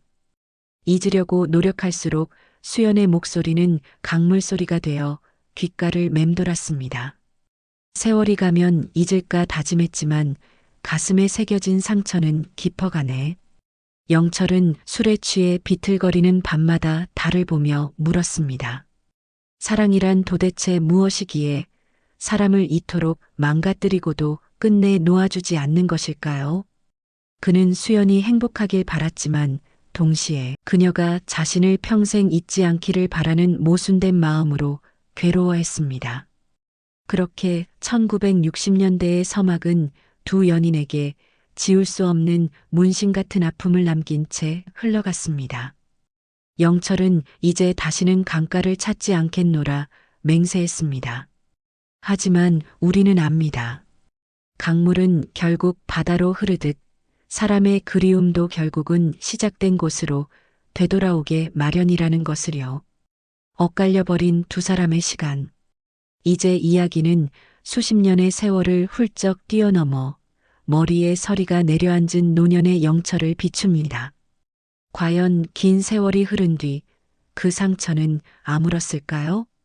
세월은 참으로 무심한 강물 같아서 펄펄 나던 청년의 기계도 가슴을 태우던 불같은 사랑도 어느덧 하얗게 바래게 했습니다. 1959년 그해 가을로부터 무려 40여 년이 흐른 2000년대의 어느 늦가을, 영철은 이제 지팡이에 의지해야만 걸음을 뗄 수 있는 노인이 되어 다시 고향 강변을 찾았습니다. 여전하구나. 너만은 변하지 않았어.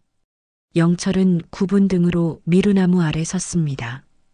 그 옛날 수연과 나란히 앉아 시를 읽어주던 그 나무는 이제 어른 3명이 하나도 모자랄 만큼 굵어졌지만 강물은 여전히 그때처럼 은빛 비늘을 파닥이며 흐르고 있었습니다.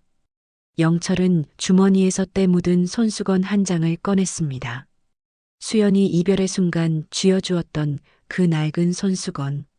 수만 번을 빨고 말려 이제는 형체조차 흐릿해졌지만 영철에게는 이것이 세상과 연결된 유일한 끈이었습니다. 세월이 가면 잊을까 다짐했지만 가슴에 새겨진 상처는 깊어가네. 그는 혼잣말처럼 가사를 움츠렸습니다. 잊으려 하면 할수록 그리움은 강바닥의 퇴적물처럼 쌓여만 갔습니다. 자식들을 키우고 아내를 먼저 떠나보내고 치열한 삶을 살면서도 문득문득 물안개 피는 새벽이면 영철은 어김없이 이 강가로 마음을 보냈습니다. 그때였습니다. 자욱하게 피어오르는 새벽 물안개 너머로 누군가 천천히 걸어오는 그림자가 보였습니다. 영철은 자신의 눈을 의심했습니다. 환영일까 아니면 이제 죽을 때가 되어 저 세상에서 나를 마중 나온 그녀일까? 안개 속에서 나타난 이는 보라색 스카프를 두른 한 노부인이었습니다. 그녀는 영철이 서 있는 미루나무에서 조금 떨어진 강가에 멈춰 섰습니다. 그리고는 영철이 그랬던 것처럼 가만히 강물을 바라보며 깊은 한숨을 내쉬었습니다. 영철의 심장이 수십 년 만에 다시 요동치기 시작했습니다.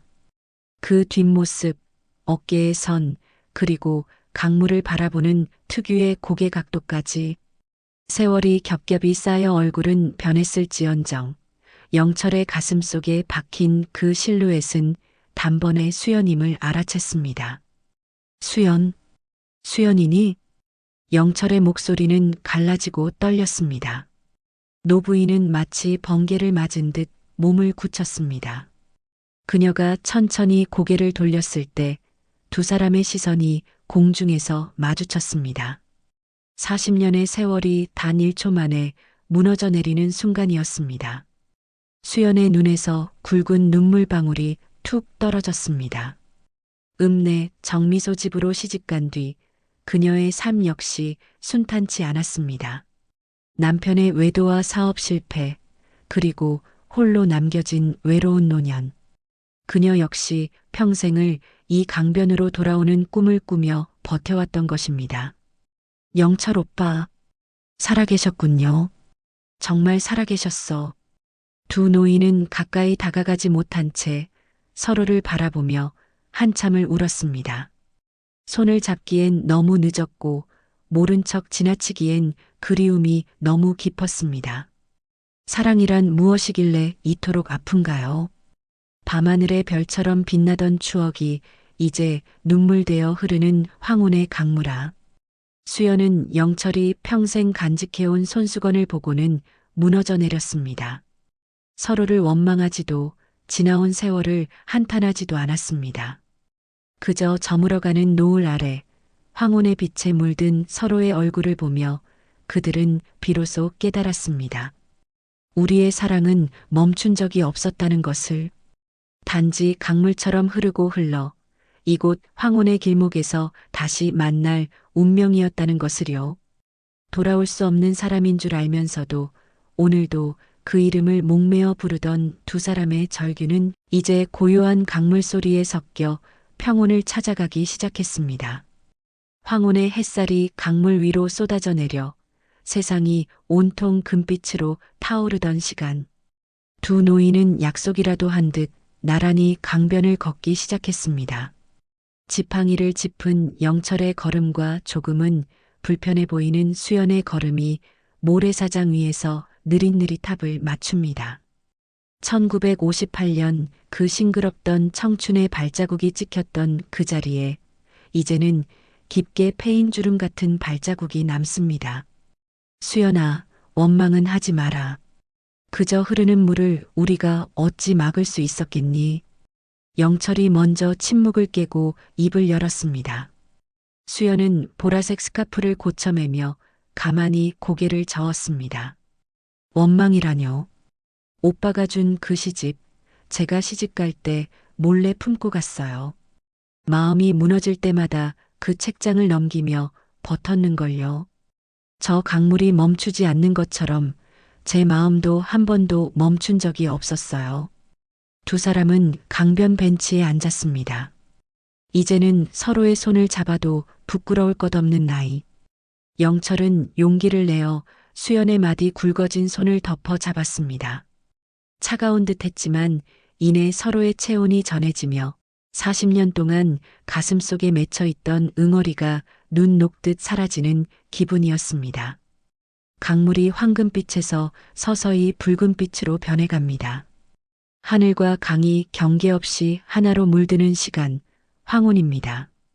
영철은 주머니에서 낡은 손수건을 다시 꺼내 수연의 손에 쥐어주었습니다. 사랑이란 게 참 아픈 것인 줄만 알았다.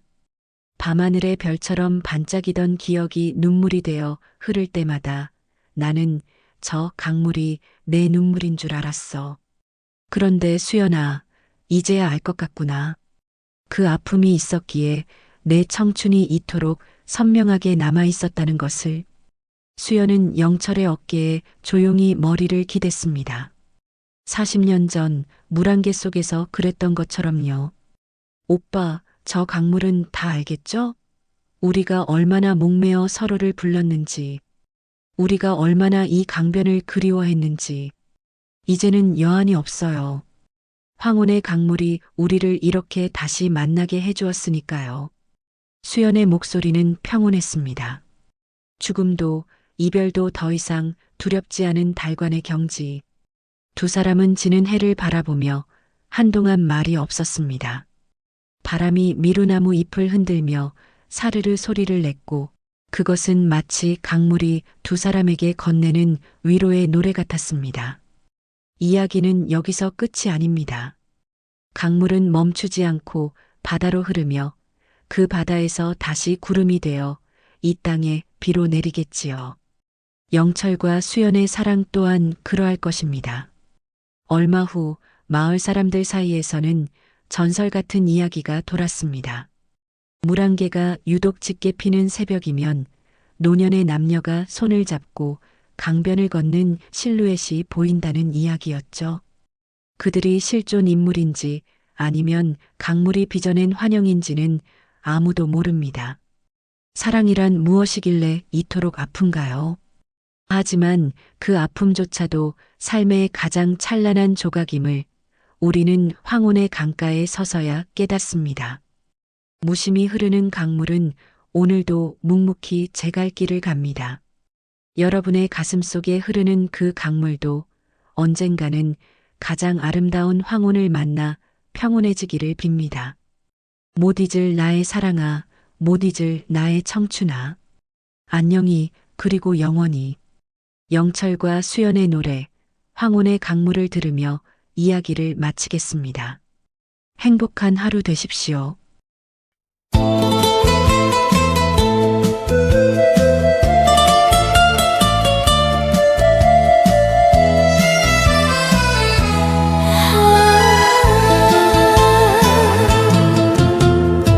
물안개 피어나는 강변에 홀로 서면 그때 그 맹세가 찬 물결로 밀려오네. 무심히 흐르는 강물아 아시나요? 덧없이 간 세월 황혼의 강물아. 사랑이란 무엇이길래 이토록 아픈가요? 밤하늘의 별처럼 빛나던 추억이 이제 눈물 되어 흐르는 황혼의 강물아. 못 잊을 나의 사랑아, 못 잊을 나의 청춘아. 세월이 가면 잊을까 다짐했지만 가슴에 새겨진 상처는 깊어가네. 돌아올 수 없는 사람 알면서도 오늘도 그 이름 목매어 부르네. 사랑이란 무엇이길래 이토록 아픈가요? 밤하늘의 별처럼 빛나던 추억이 이제 눈물 되어 흐르는 황혼의 강물아. 못 잊을 나의 사랑아, 못 잊을 나의 청춘아.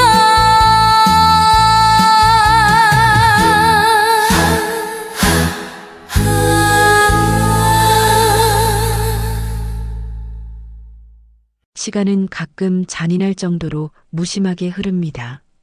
모든 것이 무너져 내린 1955년의 서울. 사람들은 깨진 기와 틈으로 돋아난 잡초처럼 끈질기게 삶을 이어가고 있었습니다. 그 아수라장 속에서도 누군가는 시를 읽고 누군가는 사랑을 꿈꿨습니다. 오늘 들려드릴 이야기는 이제는 빛바랜 흑백 사진 속에나 남아있을 법한 그러나 심장 언저리를 아리게 만드는 두 남녀의 덧없는 사랑에 관한 기록입니다. 해화동 로터리 끝자락 비좁은 골목에 자리 잡은 작은 헌 책방 문양각.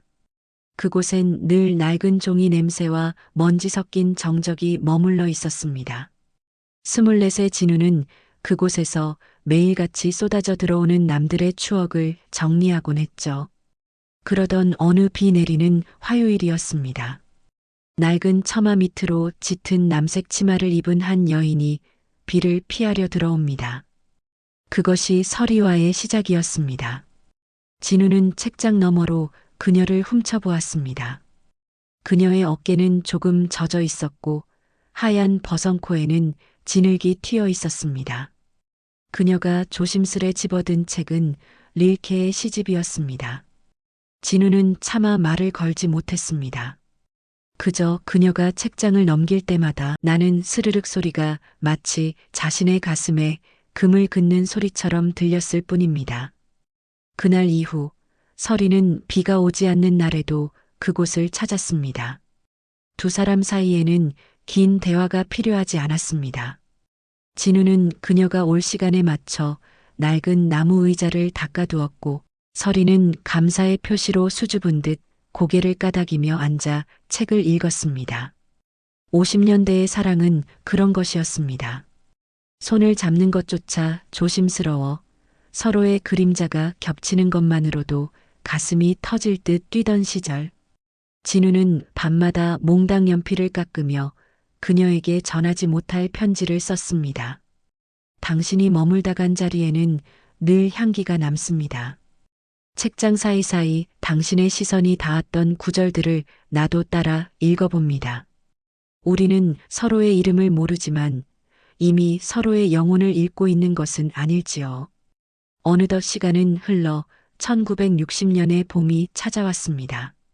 전쟁의 먼지는 거쳤지만 도시의 공기는 여전히 무거웠고 사람들의 가슴 속엔 알 수 없는 뜨거움이 요동치던 해였습니다. 대학 졸업을 앞둔 진우와 여전히 수놓는 일을 하며 집안을 책임지던 설이. 두 사람은 이제 말하지 않아도 서로의 일상을 공유하는 사이가 되었습니다. 명동의 작은 다방 보물섬은 그들이 세상의 눈을 피해 유일하게 숨을 쉴 수 있는 섬과 같았습니다. 다방 안은 자욱한 담배 연기와 설탕 타는 냄새로 가득했습니다. 진우는 구석진 자리에 앉아 설이를 기다립니다. 그의 앞에는 식어버린 커피 한 잔과 낡은 노트가 놓여 있습니다. 잠시 후 문이 열리고 종소리가 울립니다.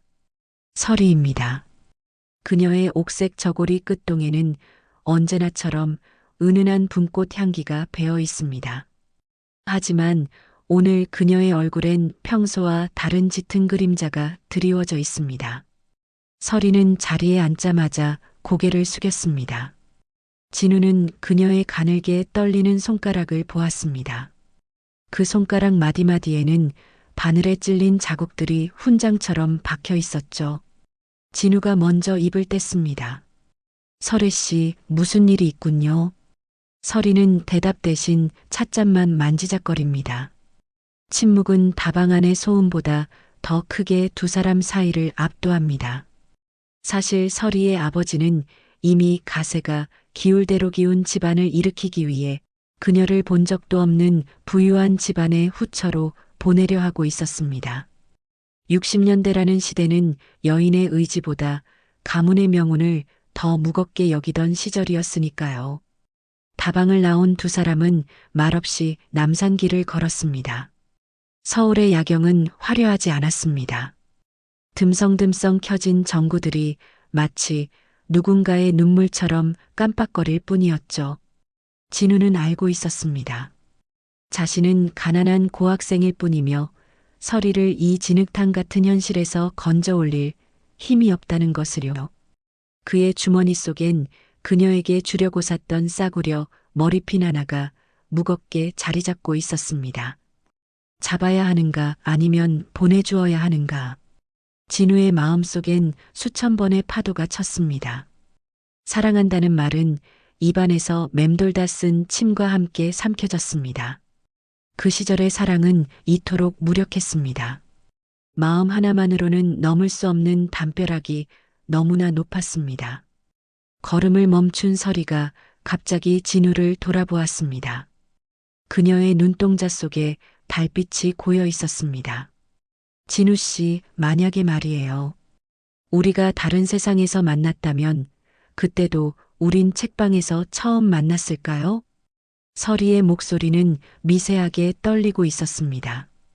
그것은 작별의 인사를 대신하는 질문이었습니다. 진우는 그녀의 눈을 피하지 않았습니다. 아니, 피할 수 없었습니다. 그는 떨리는 손을 뻗어 처음으로 그녀의 차가운 손등을 덮었습니다.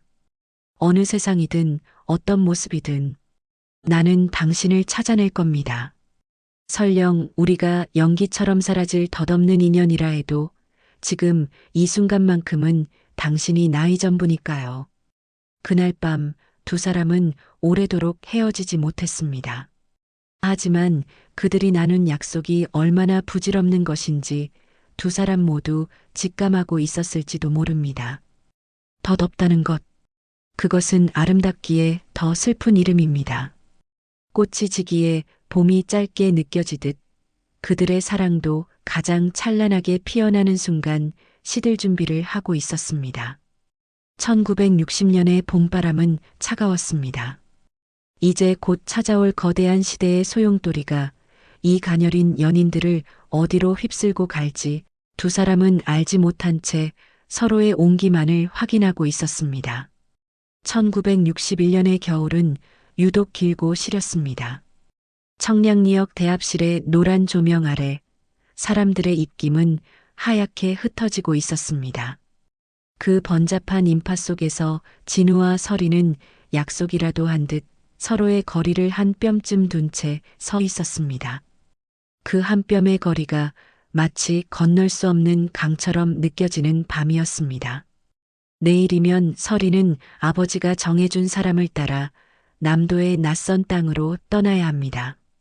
오늘 밤은 그들이 허락받은 마지막 자유이자 생애의 가장 아픈 마침표였습니다. 진우는 코트 주머니 속에서 작고 투박한 종이꾸러미를 꺼냈습니다. 그 안에는 따뜻한 삶은 달걀 2알과 설탕이 묻은 빵 한 덩이가 들어 있었습니다.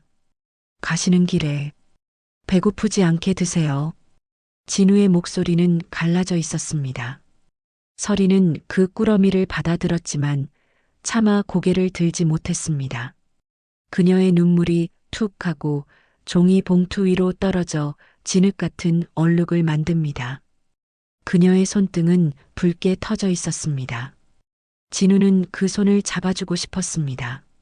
아니, 그대로 들쳐업고 아무도 모르는 곳으로 도망치고 싶었습니다. 하지만 그 시절의 가난은 청년의 다리를 묶어버린 무거운 쇠사슬과 같았습니다. 열차가 들어오고 있었습니다. 검은 연기를 내뿜으며 다가오는 거대한 철갑괴물은 마치 두 사람의 인연을 집어삼키려 달려오는 운명처럼 보였습니다. 사람들이 서로를 밀치며 열차에 오르는 소란 속에서 두 사람 주위만 시간이 멈춘 듯 정적이 흘렀습니다. 서리가 마침내 고개를 들어 진우를 바라보았습니다. 그녀의 눈동자는 젖어 있었지만 그 어느 때보다 맑았습니다. 진우 씨, 저를 잊지 마세요. 하지만 저 때문에 아프지도 마세요. 우리가 보낸 그 헌책방의 시간들은 제 생의 가장 아름다운 꿈이었습니다. 그녀는 품 안에서 작은 비단 주머니 하나를 꺼내 진우의 손바닥에 쥐어주었습니다. 그녀가 밤새 수놓은 덧없이 지는 꽃잎이 새겨진 손수건이었습니다.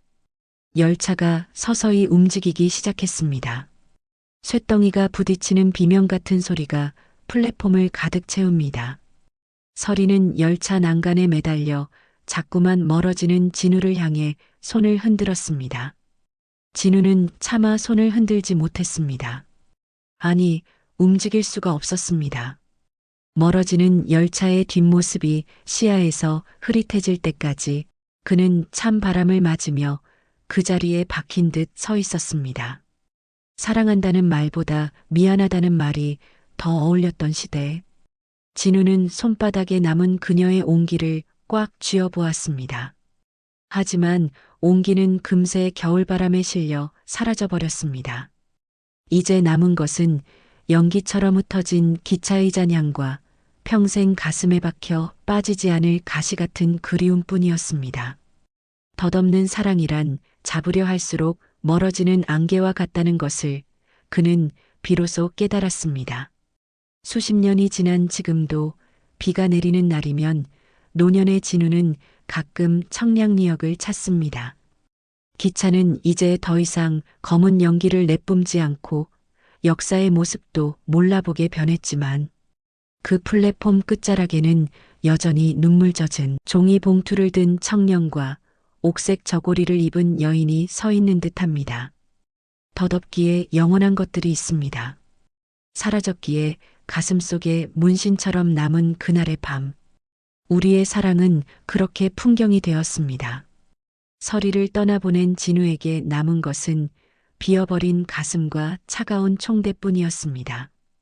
1960년대 초 격동의 대한민국은 청년들을 가만히 두지 않았습니다. 진우는 최전방 휴전선 인근 부대로 배치를 받습니다. 밤마다 경계 근무를 서며 그는 북쪽 하늘을 보지 않았습니다. 대신 그녀가 떠난 남쪽 하늘의 끝을 바라보았습니다. 군복 주머니 안쪽 심장과 가장 가까운 곳에는 그녀가 준 수놓은 손수건이 날가 해질 때까지 간직되어 있었죠. 전쟁은 끝났지만 삶은 여전히 전쟁터였습니다. 진우는 제대 후 건설 현장으로 독일의 광부로 돈이 되는 곳이라면 어디든 몸을 던졌습니다. 그것은 서리를 잊기 위함이 아니라 언젠가 그녀를 다시 만났을 때 내가 이만큼 당신을 위해 살았노라고 말할 수 있는 자격을 갖추기 위한 처절한 행군이었습니다. 두 사람의 만남을 묵묵히 지켜보던 이가 있었습니다. 해화동 헌책방 문양가게 주인 허 노인이었습니다. 그는 돋보기를 코끝에 걸친 채 늘 책을 닦으며 청춘들의 사랑을 관조해왔죠. 진우가 군에 가 있던 어느 날 서리가 떠나기 전 마지막으로 문양각을 찾았습니다. 그녀는 허 노인에게 두툼한 편지 뭉치를 맡겼습니다. 어르신, 그분이 오시면 전해주지 마세요. 그냥 그분이 정말로 행복해 보일 때, 이제는 저를 다 잊은 것 같아 보일 때, 그때 태워버려 주세요. 허 노인은 그 편지를 10년 동안 난로 위에 올리지 못했습니다. 그는 알고 있었습니다. 누군가를 잊는다는 것은 단순히 시간이 흐른다고 되는 일이 아니라는 것을요. 노인은 진우가 가끔 들를 때마다 아무 말 없이 쓴 소주를 따라주며 책장 구석에 숨겨둔 그 편지 더미를 바라보며 씁쓸하게 웃곤 했습니다. 사랑은 덧없는 것이 아니라 가슴에 쌓이는 먼지 같은 것이야. 털어내려 할수록 더 깊이 박히는 법이지. 세월은 공평하게 흘러 어느덧 1980년대. 서울은 빌딩 숲으로 뒤덮였고 전차는 사라진 지 오래였습니다. 중년이 된 진우는 이제 이름 있는 건축가가 되었지만 여전히 비가 오는 날이면 인사동의 갤러리나 고서점가를 배회하곤 했습니다. 그러던 어느 오후 한자수 전시회 앞이었습니다. 진우는 걸음을 멈췄습니다. 전시회 입구에 걸린 작품 때문이었습니다. 낡은 흑백 사진 같은 천위에 놓인 덧없이 떨어지는 꽃잎들.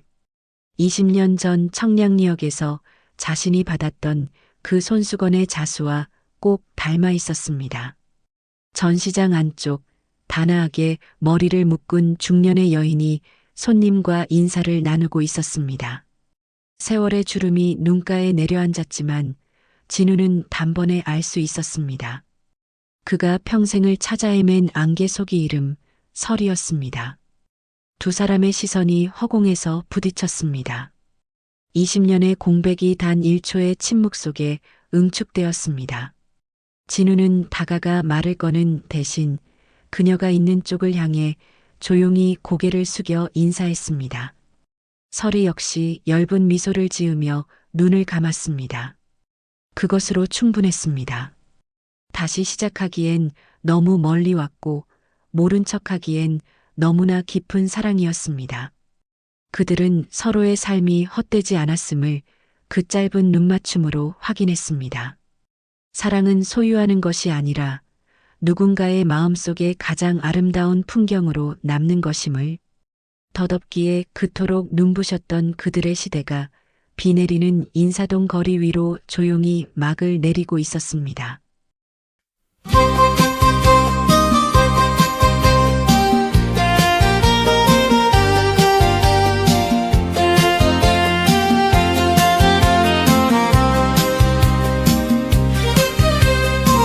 사랑하다 싫어지면 떠나갈 사람 이렇게 고운 처음만 내 가슴에 남기고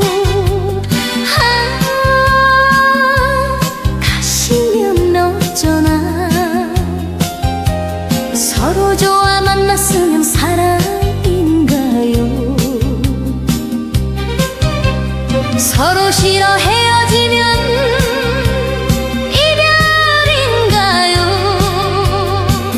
나는 싫어요 나는 싫어 이별만 하면 싫어요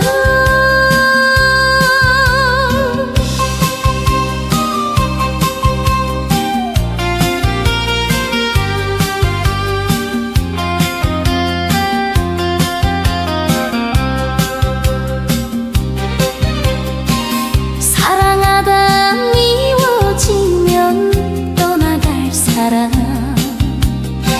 이렇게 미운 척만 내 가슴에 남기고